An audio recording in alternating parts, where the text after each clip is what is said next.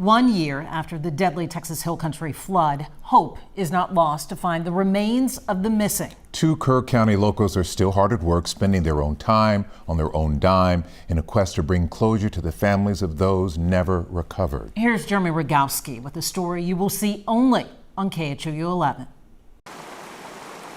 Up and down the Guadalupe and the forks that feed into it, see what we can find. They've logged hundreds of hours With us. cleaning up the river they love. I got center block right here. Clearing out debris scattered by the raging flood. Generators and toilets and tin and barbed wire and a little bit of everything. Part of their mission to make local swimming holes safe and clear. Kind of stuff you don't want to cut your foot on. To describe what we're finding would just be the word random. There's no rhyme or reason to anything we're finding. It's like I'm calling something. Oh, there we go. But it's what they haven't found a year later that keeps them going. I guess it's a long shot, but it's not a hopeless shot. Darren Potter is a local artist. It's miles and miles and miles of river, you know, and looking for a needle in a haystack. Looking for the 2 flood victims never recovered, Jeff Ramsey and Seal Stewart. She's the same age as Seal is.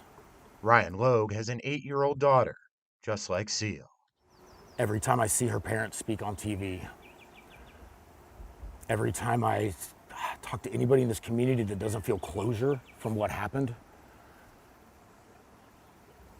it makes it really hard to quit.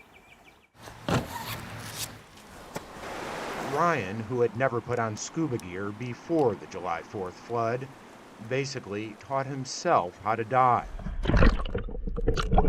and has searched the murky waters several times a week, every week, ever since.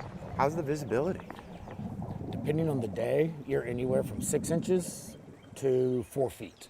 6 inches is like this. That's about right here. Forcing him to often feel his way around, a daunting task that's turned up things somber and grim. Kids' socks, their shoes, their personal effects that you can't forget. What else have you found? So you will find, we have found a lot of bones out here. Bones, both animal and human, likely from Native American tribes hundreds of years ago, but Ryan says they still bag and tag those for DNA testing. So far, though, no match to the missing. It's just I feel like I failed them. I feel like I failed Seal's family. I feel like I failed the Ramseys. I'm one of the last people standing out here, and we haven't found them. But despite the odds, painfully bleak a year later, their search goes on. And if you ask them why, It just feels like it's something important to do.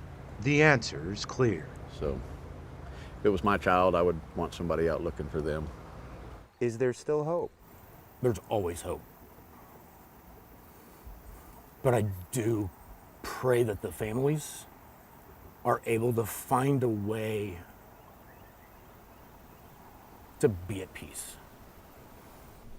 There is always hope, and all week we will be sharing stories of loss, resilience, and hope every day on KHOU 11 News at 6. And then join us for our special Hill Country Floods 1 year later, streaming Friday, July 10th at 5:30 p.m. That's on the KHOU 11 app.